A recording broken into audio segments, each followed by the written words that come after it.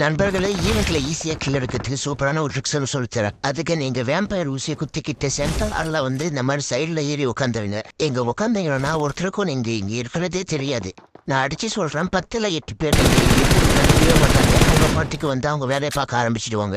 இந்த இடம் ரொம்ப உயரமா இருக்கிறதால யாரும் அவ்வளோ சீக்கிரம் மேலே தூக்கி உங்களை பார்க்க மாட்டாங்க.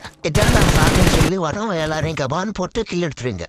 இந்த மெயின் ஆளில் தான் ரீகால் கார்டு கிடைக்கும்ன்றதால எல்லாரும் கண்டிப்பாக இங்கே வந்து தான் ஆகணும். அதனால கொஞ்சம் பொறுமையாக உட்காந்துட்டு இருந்தீங்கன்னா உங்களால் நிறைய கில் எடுத்துகிட்டு போக முடியும்.